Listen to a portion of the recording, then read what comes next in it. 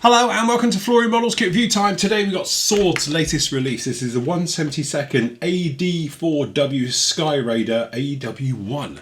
The great thing about Sword is they tend to tackle kits that nobody else would do. Now, a little bit of thing about Sword, they are quite a small company. It's almost on the bordering on sort of limited runs, but the nice thing about them is that, as I say, they bring us things I don't think other mainstream or certainly AAA manufacturers will ever bring us. Certainly something like this. Anyway, as I said, 70-second sale, so it is going to be a little gem, this one. Okay, nice little bit of box art showing it through there in sort of the Royal Navy colours with the markings. Okay, a little bit on the side, this one, so your kit number is SW72126. And then there's not much, to be honest, on the outside of the box, but what you do get on the back here, very old school, is sort of your colour call out and your painting guides and things like that. So we've got sort of US Navy ones down in here from the sort of 50s, and then obviously we've got 56, the Royal Navy one there with the markings on, just like that, off of HMS Albion. So in the box, we are greeted by one zip bag. It just comes out literally just like that. Hopefully that'll stand up on its own, which it does. Okay, so down in amongst here, hopefully we will have the usual of our sort of instructions, and that's our clear parts. I'll keep the other bits thing. So just to start off with, we'll run through the instructions. As always, it's sort of a pull out type thing like this really, but it does run somewhat in order. So going through, starting off with the actual tailwheel system, a little bit different, putting all of those in. You can see a little bit of detail down inside that, as always. Inside the actual pilot's area, so we actually got the cockpit with the various parts in there. We've got a bulkhead and obviously panels, things like that. Tailwheel system being fitted, as well as the arrestor hook going down in there just like that. And then we're working our way up the front. So we've got the cowl flaps being fitted down into there, getting that the pilot's cockpit in there, the radiators all installed, and then bringing the two halves together. We have got some windows going to be popping in for the door for the operator at the rear. Okay, and then obviously air scoops, and then canopy showing going on now. Lumps and bumps pretty much all over this thing. Do get some detail with the engine as well, so we've got a nice little bit of detail down in there, and obviously the props being fitted onto this one. Tails, and again, bit of an alignment thing, making sure you're 90 degrees as well. So we've got the main horizontal tails with vertical tails going on the outer parts as well, just like that. Then onto the wings, and again we've actually got some good depth in the actual wheel wells themselves, making up the wheel well walls right the way through, and the fronts being fitted onto this one. We do get these are the leading edge. Does it have leading edge flaps? It looks like it does have slats on it of some description, which is quite nice. So we've got those being fitted on as well, and then it's dropping down the fuselage onto the wing section and then into the wheels right the way through. Okay, then we're fitting in some of the actuators, some of the parts around the gear, then getting the gear down and installed onto it. Then obviously the famous part really with this one being the AEW is putting on this big old bulbous radar system, which fits right down underneath the wing section. And then obviously the gear and the actual wheels all being fitted in, and then we've got the colour call outs down in here. So we've got the yellow stripes, identical ones off of Albion, and then obviously the standard sort of US ones working right the way through off of the Boxer in Korea, okay, with those markings, and the Coral Sea as well. So some really good choice of markings in those, as you can see.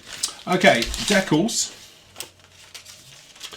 Okay, now I've heard, and I think it was Jim messaged me about these, saying that they're very, very thin. Okay, I must admit, they always look really nice, good, solid colour printing. If you catch it, you can probably see there's quite a bit of carrier film on these. But don't forget, this is a scale thing with my chunky fingers next to it, you can probably see. Okay, but they always look to be quite nice. They're very glossy, that's the only thing. But in some ways, if you're going to be gloss coating for weathering and stuff like that, it should be absolutely fine. But you can probably see from the carrier, on the film, on the light going around, there is a little bit around, but don't forget, these are tiny. These are only 70-second scale. Okay, and they're printed, as we can see down the bottom, by Techmod, who do obviously their own range of decals as well.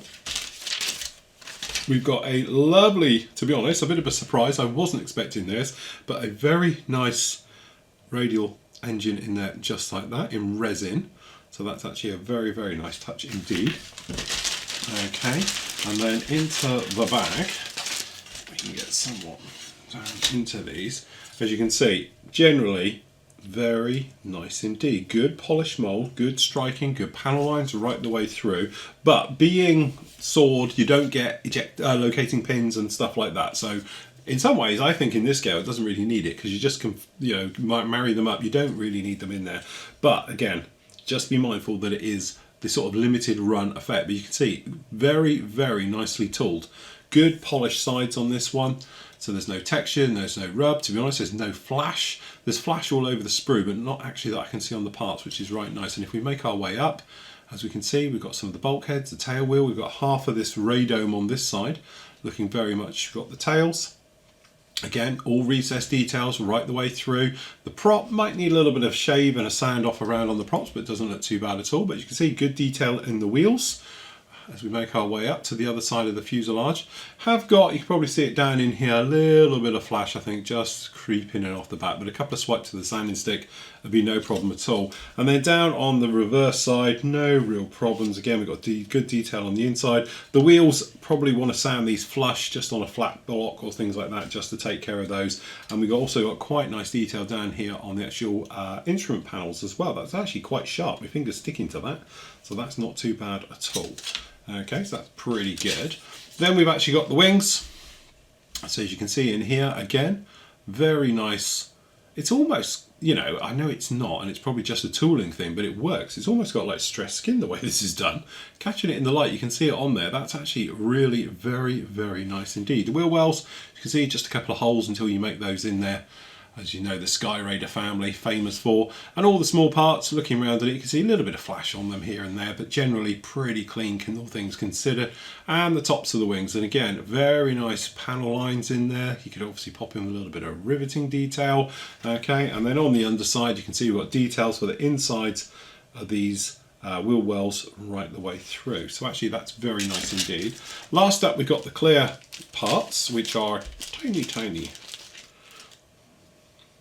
And because they are so small, you can see there's a lot of problems trying to look through them. But as I say, this is a scale issue rather than anything else. It's very difficult to mould these in 70-second without losing or getting certainly quite a bit of distortion in through those. So we will forgive it. It's not its fault, so to speak. And there you have it. Very short, but extremely sweet. And again, something very different, and that's the nice thing with Sword. They bring out these kits and it's not mainstream stuff, but it's good, interesting subjects. Again, think of it like a short run kit, so you're not going to get locating pins.